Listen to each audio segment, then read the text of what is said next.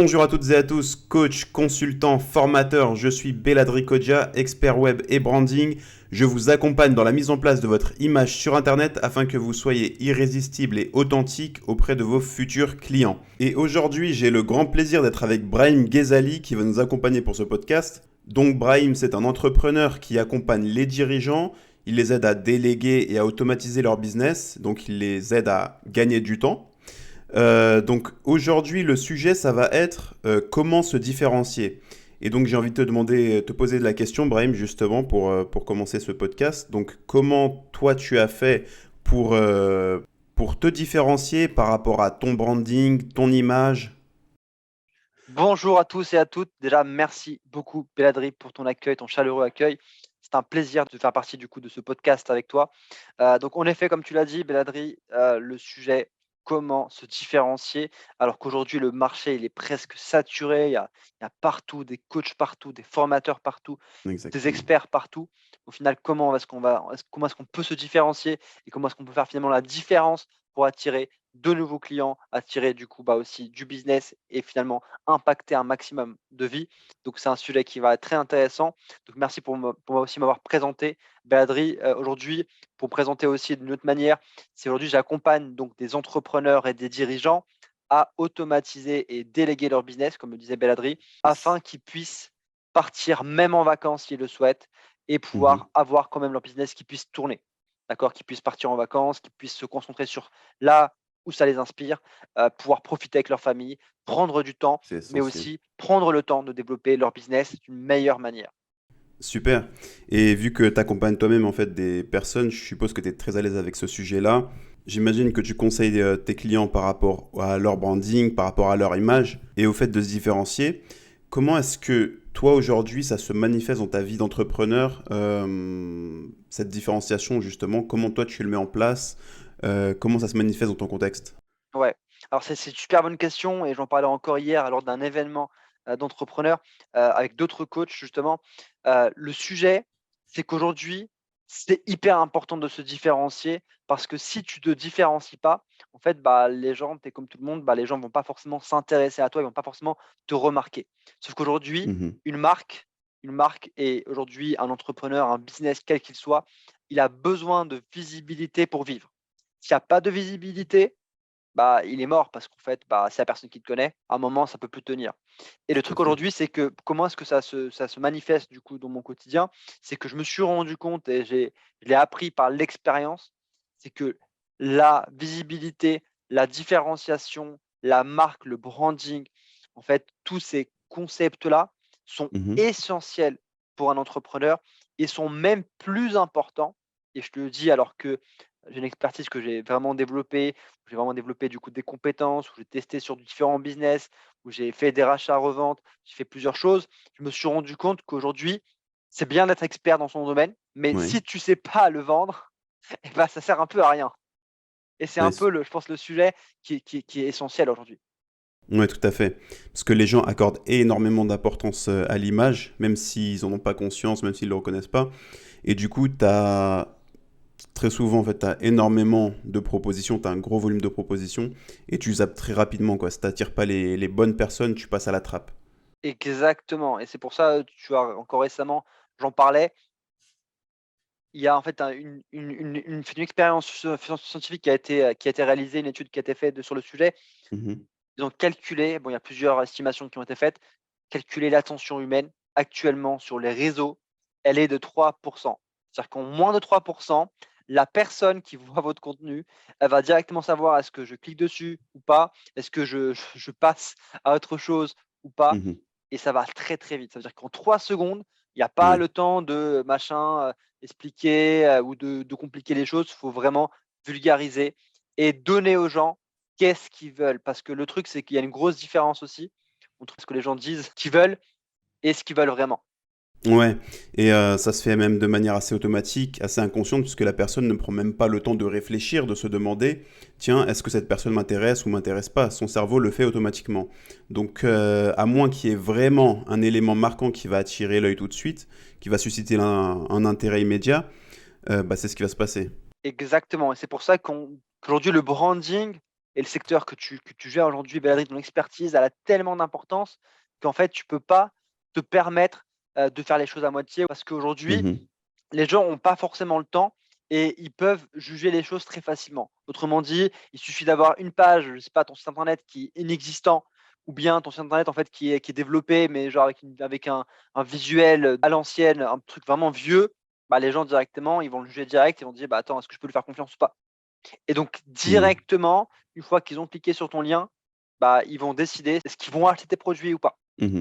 Alors que souvent, les gens, en fait, bah, du coup, sur le sujet du branding et des sites internet, souvent, les gens ont l'impression qu'il faut avoir un retour sur investissement direct. Genre, il faut faire des ventes depuis son site.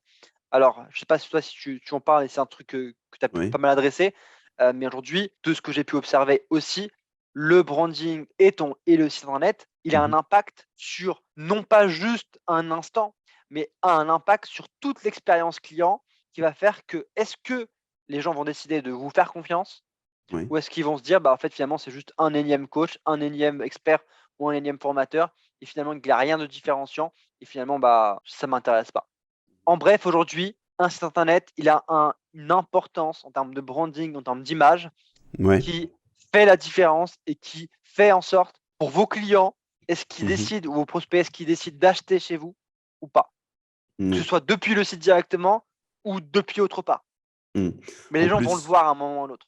Yes. En plus, le site internet, il intervient dans une phase qui est assez cruciale du processus de vente, puisqu'il intervient au moment où le prospect est de plus en plus qualifié, de plus en plus chaud, lorsqu'il commence vraiment à se poser la question, est-ce qu'il est pertinent pour moi de passer par les services de cette personne-là? Et du coup, il va potentiellement faire des recherches sur toi, sur ton entreprise, voir un petit peu le degré de crédibilité. Et donc, il va commencer à te taper sur Google, et c'est là qu'il va tomber sur ton environnement, sur ton site internet. Et donc, voilà, ça intervient à une étape du processus qui est pas si loin que ça de la vente finalement.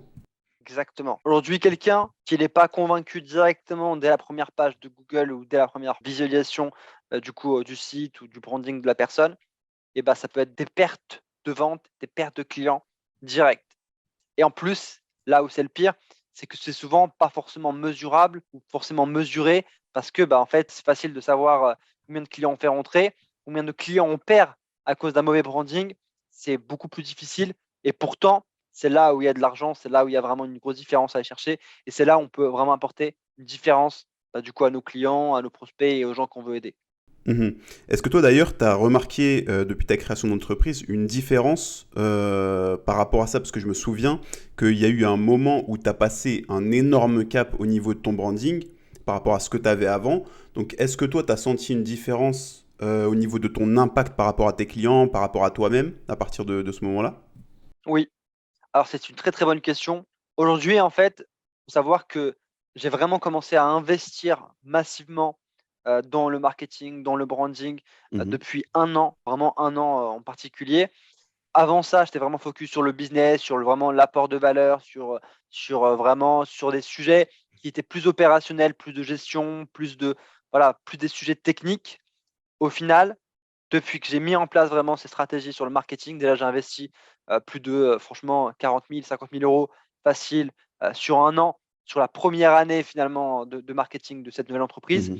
et Ouais. en plus de ça, en fait, je me suis rendu compte que ça avait un vrai impact parce que quand je parle avec quelqu'un, les gens en fait me disent pas: «Je te connais pas». En fait, ils me disent: «Hey Brahim, oui, je vois de quoi tu parles, j'ai déjà vu ton dernier email». Ah oui, Brahim, oui, en fait, je vois de quoi tu parles parce que j'ai déjà vu ton dernier post LinkedIn. Oui, Brahim, en fait, parce que j'ai déjà vu ta vidéo, de formation, en ligne. En fait, ils ont déjà eu un point de contact, ils ont Mhm. déjà, en fait, une régularité dans les contenus qu'on améliore évidemment constamment et du coup, on n'est pas dans une redécouverte de la personne. Ils me connaissent déjà, ils ont déjà pas mal d'informations sur moi, ce qui fait que la relation de confiance, elle est pas du tout au même niveau. Ce qui fait que même aujourd'hui, quand j'appelle un prospect ou un client, même un prospect qui a pas encore signé, je l'appelle, Mhm. bah, il me dit en fait: «Ouais, bah, Brahim, j'ai déjà vu tes contenus. Genre, j'ai vu ton dernier post, il était super. Ça m'a beaucoup parlé». J'ai même un Yes. client récemment, il m'a dit: «Là, je signe avec toi Ouais. pour un contrat». Bah, en fait, il m'a dit: «Je signe pour toi, honnêtement, j'ai bien aimé ton dernier post, Yes. sur, ton histoire et sur le fait que, bah, ouais, tu à un moment, tu étais à la rue, c'était compliqué et que malgré tout, tu as pas lâché et tu as réussi à faire des choses». Hmm. Et ça, il y a une raison aussi à ça, c'est que moi, ce que je vois, c'est que tu travailles énormément tes posts, que ce soit sur l'aspect visuel, tu mets toujours une image très attrayante, très esthétique, et même chose pour le copywriting, la rédaction, les mots, tu es toujours sur des accroches qui sont très très bien travaillées. Et je pense que si tu postais souvent, mais que tu mettais pas cette qualité-là dans ton contenu, avec des choses plus fades, etc., tu les aurais pas eu ces retours-là. Et tu as tout à fait raison, je te remercie pour ça, Belladri. C'est aussi important pour moi parce qu'aujourd'hui, il faut savoir que, par exemple, sur l'aspect LinkedIn, typiquement, sur l'aspect communication LinkedIn et le branding lié à LinkedIn, j'ai commencé réellement il y a près de 3 ans dessus. Mhm. J'ai fait Ouais. des posts semaine après semaine après semaine pendant plus de 3 ans au final. Et le Yes. truc, c'est que j'ai vraiment aussi vu la différence, l'amélioration. Si on regarde mes anciens posts il y a 3 ans par rapport à ceux d'aujourd'hui, ils ont déjà rien à voir. Mais ce Mhm. qui a vraiment aussi changé, c'est qu'aujourd'hui, honnêtement, les posts, en fait, c'est même plus moi qui les fais parce Mhm. que justement, je me suis entouré de personnes qui allaient comprendre dans mon message, dans mon histoire. On échange avec la personne, on Ils discute, sont un petit peu on plus rigole et ils spécialisés me posent des questions sur le sur mon sujet. histoire. Yes. Et du coup, ils extraient de mon histoire ce qui va le plus intéresser les gens, ce qui va les inspirer, la manière de le communiquer. Et c'est pour ça qu'aujourd'hui, je pense que c'est essentiel de s'entourer d'experts, s'entourer des personnes qui peuvent nous aider. Et c'est pour ça qu'aujourd'hui, je pense que pour avoir un bon branding, tu peux pas le faire tout seul. Tu peux pas t'improviser dans le branding comme ça parce que tu as vu un tuto sur Internet. Mhm. Tu peux pas, en fait, c'est Ouais. comme si tu peux pas t'improviser pareil, genre développeur de site Internet en allant sur un logiciel en ligne Mhm. gratuit pour faire un site. C'est une expertise qui est poussé et que c'est au moment où tu te rends compte des résultats que tu n'obtiens pas à cause de finalement d'avoir bâclé le travail, que tu comprends l'importance de ça et tu comprends pourquoi est-ce que c'est important d'investir, Ouais. d'investir sur ces domaines-là liés au branding, liés au site internet, liés au contenu et liés en fait à toute cette partie-là de communication, de marketing de ton business. Bah effectivement, ça demande, comme tu l'as dit, une certaine expertise, parce qu'il y a toute une science, tout un savoir-faire derrière ça. Et ce qu'il faut savoir aussi, c'est que c'est très énergivore, ça prend beaucoup de temps. Si tu dois accorder le temps nécessaire sur ce sujet toi-même, tu vas avoir des difficultés à être dans cette même démarche sur tous les autres sujets de ton business, qui demandent aussi du temps, de l'expertise, etc. Et à ça, tu dois rajouter en plus ton travail à toi, c'est-à-dire ton cœur de métier, ce que tu délivres à tes clients, ton service. Et tu peux pas sincèrement t'en sortir en faisant tout ça en termes de temps, mais aussi en gardant une qualité qui est suffisante pour que ton business aille dans le bon sens. Exactement en fait. Aujourd'hui, j'en parlais encore récemment avec une coach et il me semble que ouais, tu accompagnes clairement des coachs, des formateurs, des experts, donc c'est un Tout à truc qui fait. qui te parle aussi. En fait, je parlais avec une coach et elle me disait: «Ouais Brahim, en fait, je sais pas pourquoi, mais les gens, ils sont pas prêts à investir en eux, je fais une offre, je fais un prix, par rapport à mon offre d'accompagnement, à ma formation, mais les gens sont pas prêts à investir». Je posais la question en fait, aujourd'hui, ces gens-là qui sont pas prêts à investir, est-ce qu'aujourd'hui tu communiques déjà à la bonne cible? Mhm. Souvent une question de ciblage qui est important et est-ce que tu communiques de la bonne manière à cette cible? Et en parlant, au bout de 5 minutes, cette personne-là connaît le principe de ciblage. Elle connaît en fait le principe de l'avatar client. Elle connaît ces sujets-là, mais elle ne l'applique pas pour elle. Et comme elle ne l'applique pas pour elle, elle se retrouve dans la situation où il y a des gens qui viennent pour prendre parfois ses offres et qui vont essayer de gratter soit la séance, soit gratter en fait des petites offres, soit en fait dire que c'est trop cher par rapport à ses budgets ou je ne sais quoi encore. Parce Mhm. que la différenciation doit être comprise dès le début, dans la promesse, dès la première présentation. Il faut que la personne sache qu'est-ce que tu vas lui apporter et qu'est-ce que tu vas apporter par rapport à ta cible Oui. et accepter que d'autres cibles ne te concernent pas pour le moment et que pour le moment, tu te concentres sur une cible bien particulière et tu acceptes de perdre d'un côté pour gagner plus de l'autre qui est vraiment ton ciblage. Ouais, donc là, ce que tu es en train de nous dire, c'est que, bon, ça déjà, en fait, c'est un problème que rencontrent beaucoup les débutants, c'est que tant que t'es pas différencié, en fait, la personne en face, elle va te voir comme faisant partie d'un lot important de propositions. Et ce qui va la pousser finalement à discuter tes offres. Parce qu'elle se dit, pourquoi j'irai chez lui plutôt qu'un autre? Faudrait que ce soit pas cher, etc. Alors que si la personne, elle semble plus que quiconque répondre aux problèmes qu'on a, qu'elle se différencie des autres dans le sens où elle est vraiment spécialisée dans le problème qu'on rencontre, là, la personne, elle va se sentir davantage touchée. Elle va plus le voir comme la solution évidente et elle va pas aller à la comparaison. Ça va moins l'inciter à vouloir négocier le prix, etc. Exactement. Aujourd'hui, si, comme tu viens de le dire et tu as très, très bien synthétisé, si aujourd'hui nos prospects, les gens avec qui on fait un rendez-vous négocient, Mhm, c'est qu'on n'a pas bien ciblé. Pas bien ciblé ou bien on n'a pas bien communiqué notre positionnement unique, notre branding mhm, pour attirer les bonnes personnes et que ces personnes-là comprennent qu'on a la bonne solution. Et le branding, c'est justement pour moi la solution au problème de j'ai la bonne solution par rapport à la cible que je sais que je peux aider, mais qui ne savent pas que je peux les aider. Bah, pourquoi ils ne savent pas que je peux les aider? Parce que tu tu n'as le pas communiques mal. communiqué avec ton branding que tu es la bonne personne pour eux. Mhm, Et tu ne peux pas leur en vouloir qu'ils ne comprennent pas la valeur ajoutée que tu apportes parce que la communication, elle n'a pas été clarifiée, elle n'a pas été suffisamment spécifique pour faire la différence. Et c'est pour ça que pour moi, un branding, c'est un truc qui évolue dans le temps. C'est pas un mhm. truc où tu le fais, tu te dis vas-y là, je vais investir ce mois-ci et là pendant un an, c'est bon, c'est bon, j'ai donné. C'est un truc qui se renouvelle constamment. C'est un truc qui grandit avec vous. C'est vraiment l'image que vous transmettez autour de vous. Ça veut dire que plus vous connaissez vos clients, plus vous avez de nouveaux clients, plus vous améliorez votre expertise et plus votre branding devient plus pointu au lieu, par exemple, d'être le leader, je sais pas moi, du coaching, je sais pas, de séduction, je fais un exemple, tu vois. Mais en gros, coaching de séduction premier, je sais pas, en France, et bah demain, si vous développez encore, bah, vous pourrez être les premiers genre coach de séduction en francophonie et après plutôt dans le monde. Enfin, vous pouvez à chaque fois monter d'échelle. Mhm, ouais. Pour les En fait, timides, par tu exemple, il y a, réajustes il à y a chaque fois. moyen à chaque fois de spécifier les choses et de réajuster, comme tu dis, tout à fait. Yes. Belladri, je sais que tu accompagnes beaucoup de coachs et beaucoup de formateurs. Est-ce que tu pourrais me dire un peu pour toi, c'est quoi l'erreur ou vraiment les erreurs principales que font beaucoup de coachs qui veulent se développer sur Internet par rapport au branding? Alors, bah ça c'est une très bonne question parce que les coachs, ils ont particulièrement ce problème de sortir du lot. Parce qu'il y a énormément de concurrence sur Internet, il y a énormément de gens qui se lancent dans des thématiques autour du coaching, l'accompagnement de personnes, les thérapies, les formations en ligne. Tout ça, ça fait beaucoup, beaucoup de monde.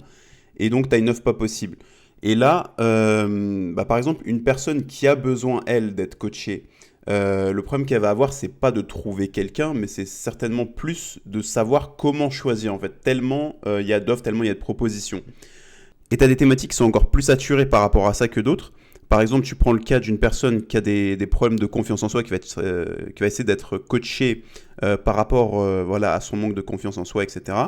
Quand elle va faire une recherche, elle va avoir énormément de propositions. Elle va tomber d'abord sur les leaders de ce marché-là, des gens qui sont très connus, très développés, etc., comme par exemple David Laroche, Tony Robbins aux États-Unis, etc. Si elle cherche à aller plus loin, elle va tomber sur d'autres coachs moins connus, etc., mais voilà, en très grande quantité.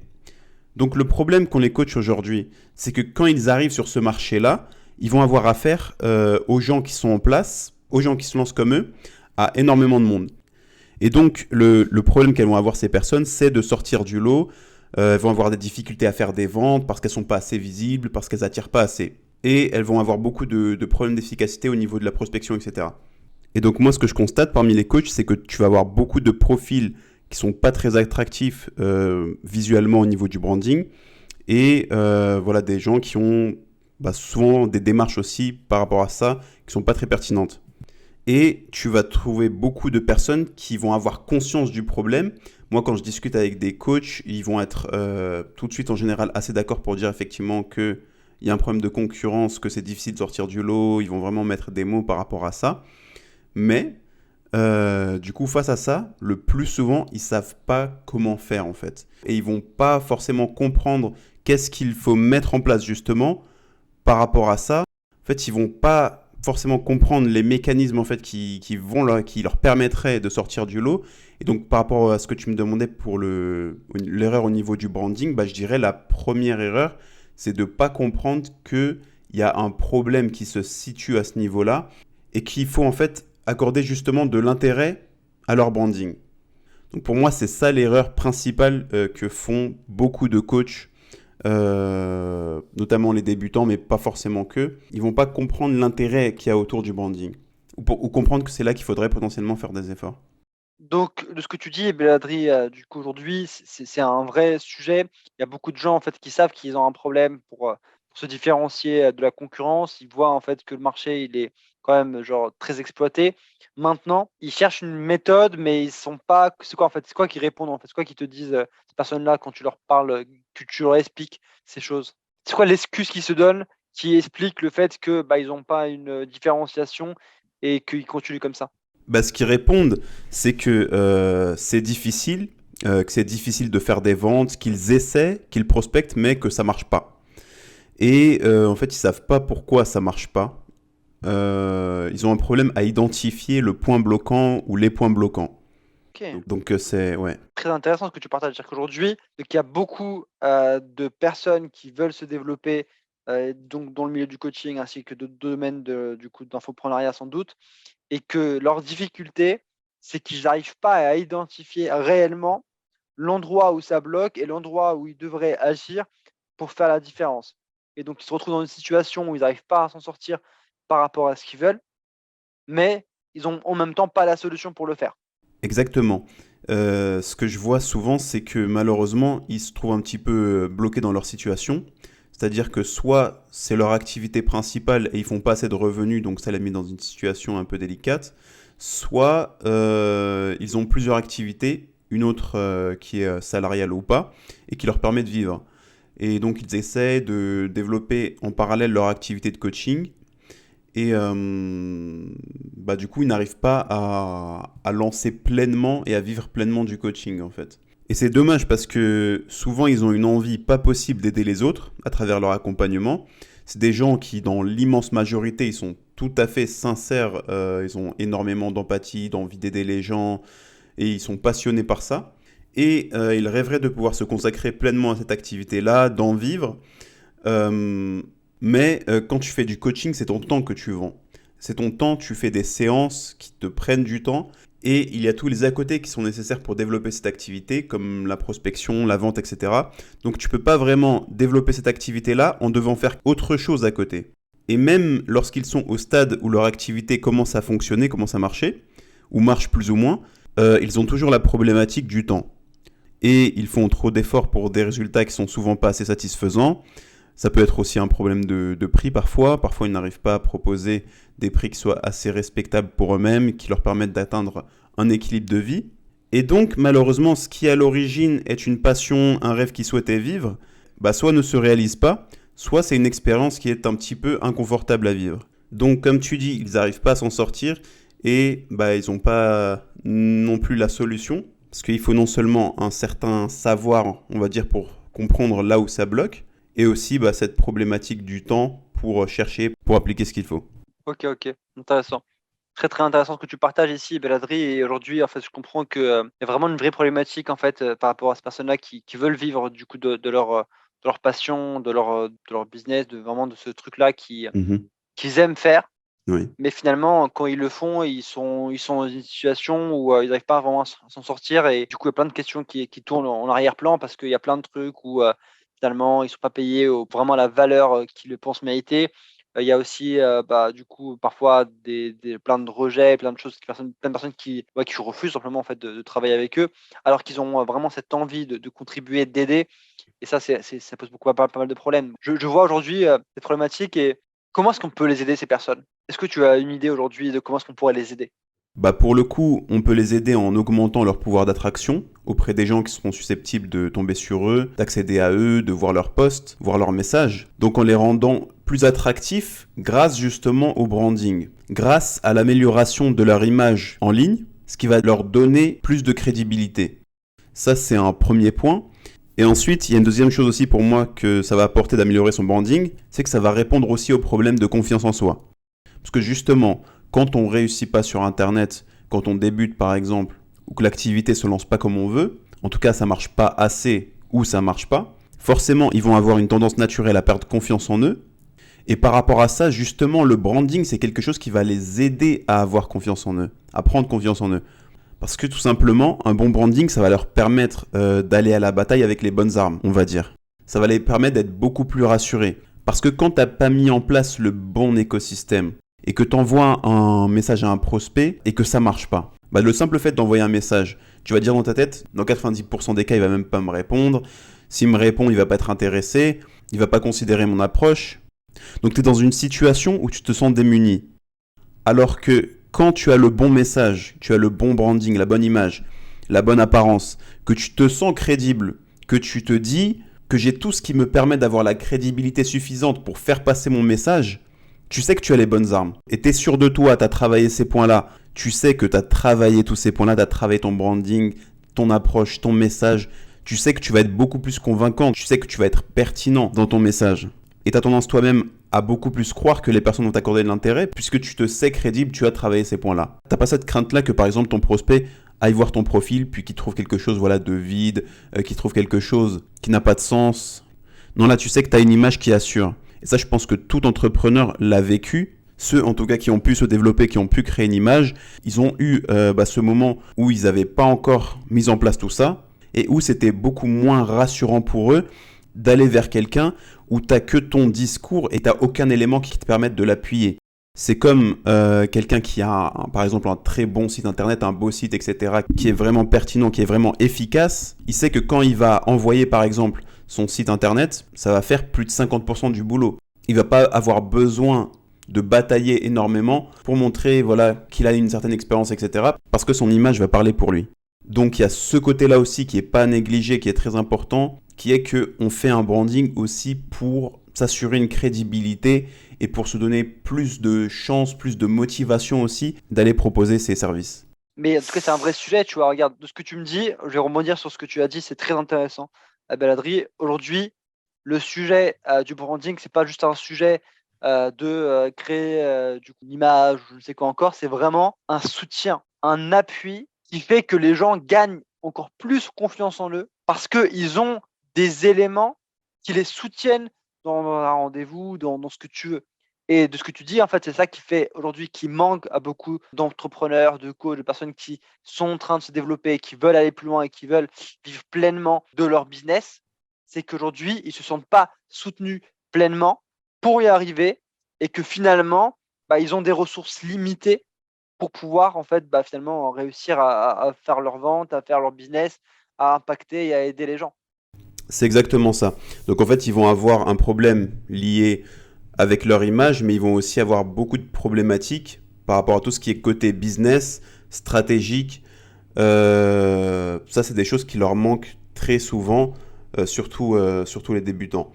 Parce que tout simplement, c'est des personnes qui ont une expertise de base, en fait. Elles ont leur domaine à eux, dans lequel elles fournissent un accompagnement. Donc le côté humain, la thématique qu'elles proposent. Mais souvent, elles vont avoir une carence dans pas mal de domaines qui sont très très utiles, indispensables à leur développement. Donc que ce soit en termes stratégiques, que ce soit au niveau business, au niveau de la visibilité, au niveau du branding, au niveau de la présence sur les réseaux sociaux, il va souvent y avoir des problèmes à ce niveau-là. Et toutes ces thématiques, elles vont être cruciales. Et ces points-là, c'est pourtant ce qui va faire toute la différence entre ceux qui réussissent vraiment dans le domaine du coaching et ceux qui ne réussissent pas. Et d'ailleurs, pour exemple, on peut prendre les leaders du marché du coaching et on voit que systématiquement, ce sont des personnes qui ont accordé du temps, qui ont investi sur elles-mêmes, qui ont investi sur tous ces aspects-là. On peut prendre n'importe quel leader dans ce domaine, comme tout à l'heure j'avais cité David Laroche, j'avais cité Tony Robbins aussi aux États-Unis, ou plein d'autres personnes, on peut avoir plein de noms en tête, qui sont connus dans ce domaine, et on peut se demander qu'est-ce qui a fait la différence. Qu'est-ce qui a fait qu'aujourd'hui, ces personnes, elles sont leaders de leur marché? Parce que ces personnes-là, si leur seule faculté, c'était ce qu'elles proposent, à savoir leur expertise, leur talent, elles auraient très très bien pu en rester là où elles en étaient. Ce qu'on remarque, c'est que systématiquement, elles ont un branding qui est travaillé, elles ont une stratégie commerciale, une stratégie de réseaux sociaux, elles ont travaillé leur visibilité, et tout ça, c'est un investissement en temps, en énergie, en argent. C'est un investissement qu'elles ont fait sur elles-mêmes et qui les a mis au niveau où elles sont aujourd'hui. Au-delà même de leur expertise, de la qualité de leur accompagnement. Parce que ça, c'est indispensable. On dira toujours qu'un accompagnement de qualité, c'est ce qui va faire aussi la satisfaction des clients, c'est ce qui va générer de la fidélisation, etc. Bien sûr, mais seul juste ça, en fait, sans un aspect commercial, sans un aspect image de marque, sans un aspect business, malheureusement, ça va toujours limiter l'impact de la personne. Exactement ce que tu dis, c'est super important. Quand tu vois l'image que dégage David Laroche, Anthony Robbins, ainsi que d'autres coachs, entrepreneurs qui sont reconnus, en fait, tu vois que si tu avais les mêmes personnes, tu prends Anthony Robbins ou un David Laroche, tu le mets dans un cabinet, tu lui Oui. retires son nom, son Oui. prénom, et tu le laisses et tu lui dis débrouille-toi pour faire des ventes. Je peux te garantir que c'est pas du tout la même chose que quand tu mets sa marque, son nom, son histoire, tous ses clients, sa communication, son branding, tous ses investissements, et ben c'est un autre niveau. Et aujourd'hui, Yes. c'est ça qui fait la différence, comme tu dis, tu as tout à fait raison, entre un coach, entrepreneur, formateur, qui tu veux, qui a développé une image de marque et qui a développé finalement une histoire personnelle, une communication, un marketing qui fait la différence, et ceux qui investissent pas en eux et qui investissent pas en eux à la hauteur de ce qu'ils veulent. Parce que c'est ça au final qui fait la différence. Tu vois, récemment, j'ai été coaché et c'est vraiment rare que je prenne un coaching, on va dire, à ce prix-là. Mais du coup, j'ai été coaché par un coach qui est bon en soi, qui m'a fait un coaching à 70 € de l'heure. C'est un mec que j'ai trouvé sur YouTube. Oui. Mon premier réflexe, mec, il est sur YouTube. En fait, c'est genre de base, il a, je crois, pas peut-être 24 d'abonnés dessus. C'est quand même pas mal, tu vois, dans son secteur. C'est un secteur bien, voilà, particulier, niché, ce que tu veux. Et bah, quand j'ai vu son prix 70 €, je me dis, mais ah ouais, c'est ça son prix? En fait, j'étais prêt à payer plus. Bon, bah tant pis, alors je paye 70 €, ça me va, tu vois. Et au final, même si je suis content des séances que j'en ai fait 3 ou 4, au final, déjà, je lui donnerai jamais autant d'argent que j'ai pu donner à d'autres coachs qui ont développé une image, que j'ai pu payer 5, 10, 20, 30K. Mais également, en fait, cette personne-là, elle se retrouve dans une situation où elle peut se dire, ouais, j'y arrive pas. Sauf que en même temps, elle n'investit pas dans son branding pour y arriver, tu vois. Et c'est pas évident parce que quand tu es dans ce contexte-là, tu te dis, ouais, mais j'ai vraiment pas les moyens de le faire. Sauf que les moyens, en fait, quels que soient nos moyens, tu as besoin d'investir dans du branding à ton niveau. Tu dois le développer de plus en plus parce que c'est un investissement qui est personnel et qui reste à vie. C'est ça. En fait, justement, on va se retrouver souvent dans cette contradiction, un peu dans ce paradoxe, qui est que les gens vont voir cet investissement comme quelque chose de secondaire, comme quelque chose qui viendrait naturellement après, qu'elle soit plus connue, après qu'elle réussisse plus, après qu'elle fasse plus de clients, alors qu'en fait, la logique, c'est tout à fait l'inverse. C'est pas ta réussite qui va être au service de ton développement, du développement de ton business, du développement de ton image, etc. Mais c'est plutôt ces choses-là, c'est-à-dire ta stratégie, ton branding, qui vont être au service de ta réussite. C'est des choses qui sont à mettre en place en amont de pouvoir justement réussir, de pouvoir trouver des clients, de pouvoir faire des ventes. Et c'est ce qui va faire gagner à un coach, par exemple, des années et des années. Parce que celui qui est dans une situation où son activité ne fonctionne pas assez, et qui a une stratégie qui, aujourd'hui, ne porte pas beaucoup de fruits. Il ne faut pas que cette personne-là s'attende à ce que le temps lui donne raison, en fait. Plus tu perdures dans un état et dans une stratégie qui n'est pas gagnante pour toi, plus tu t'empêches de te développer. Généralement, les choses ne viennent pas naturellement comme ça. Ce n'est pas le peu de clients que tu fais qui va reprendre chez toi et te ramener d'autres clients d'une manière suffisamment rapide pour que tu puisses vraiment en vivre et te développer. Parce que quelqu'un qui n'investit pas sur ces aspects-là va mettre énormément d'années pour obtenir une visibilité qu'il aurait pu obtenir beaucoup plus rapidement s'il avait investi un tant soit peu sur ces choses-là. Ça aurait pu lui rapporter quasiment directement ce qu'il attend, c'est-à-dire des ventes, des clients. Et donc ça, c'est un leurre dans lequel beaucoup de personnes tombent, dans lequel on est quasiment tous tombés au début. J'ai pas d'argent, il faut que je fasse beaucoup plus de ventes pour pouvoir investir sur moi. Alors que les business qui ont les mieux fonctionné, c'est ceux où il y a eu cette préparation-là. Il y a eu une stratégie qui a été mise en place, il y a eu une identité qui s'est créée, il y a eu une image de marque qui s'est mise en place, il y a eu plein de choses. Comme on dit, on ne va pas à la guerre sans un plan. Donc malheureusement, tu as beaucoup de personnes qui vont perdurer dans cette situation-là et elles vont peut-être se dire juste « Ah bah voilà, vendre du coaching, ça marche pas. Proposer des formations, ça marche pas. » Vivre de ces accompagnements, c'est difficile. Alors que, en fait, il y a une logique dans tout ça. C'est clair, tu as tout dit, c'est vraiment ça en fait. Le cœur, c'est que quand vous investissez sur votre image de marque, sur votre branding, sur vous et sur votre business et sur votre image personnelle, c'est un investissement qui dure et c'est un truc en fait qui fait toute la différence parce que si vous n'avez pas ce branding-là, en fait, vous ne pouvez pas penser que c'est avec vos clients qui vont être contents parce que vous allez travailler comme un malade dessus pour les satisfaire que vous allez vous développer. Parce que ça ne va pas fonctionner comme ça. C'est rarement le cas. Ce qui va faire la différence, c'est votre personnalité, mais c'est aussi toute l'image que vous allez construire autour de votre histoire qui va faire la différence. Et c'est ça qui va faire aussi la différence entre un Yobi Denzel formateur qui fait des dizaines, des centaines de millions d'euros largement chacun et des personnes, et d'ailleurs je précise, cet entrepreneur, ouais, il doit avoir peut-être 25 ans, il est encore très jeune, 10 voire 100 millions d'euros. Je ne sais pas si on arrive à Mhm. l'imaginer Ouais, c'est par juste énorme. rapport à des formateurs qui peuvent faire des formations qui sont excellentes, mais qui doivent faire 10 ventes, 100 ventes. Moi, j'ai quelqu'un récemment avec qui je travaillais, il a galéré pour faire 10 ventes de formation Dans l'année. dans l'année et 10 ventes à 50 euros. Mhm. Et il me dit c'est compliqué. Ouais. Évidemment que c'est compliqué si tu fais ça, évidemment. Mais Mhm. il y a une stratégie qui permet de pouvoir vendre ces formations davantage.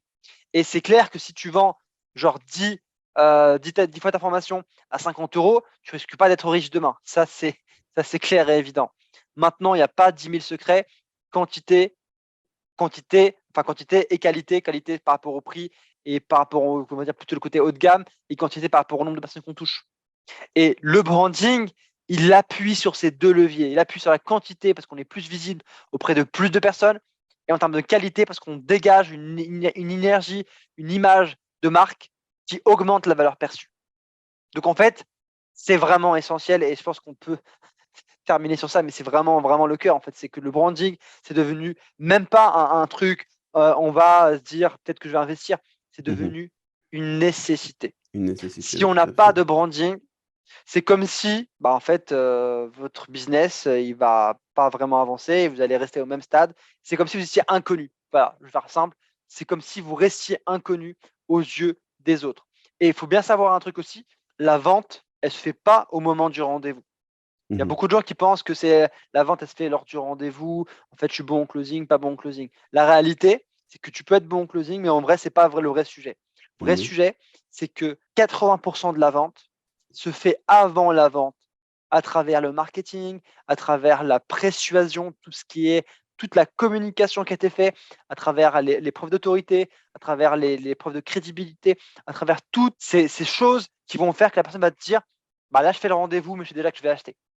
Et même si Mhm. le dirigeant ou l'entrepreneur n'est pas dans le rendez-vous, même s'il a délégué à des gens, finalement, je sais déjà que j'ai envie de travailler avec eux.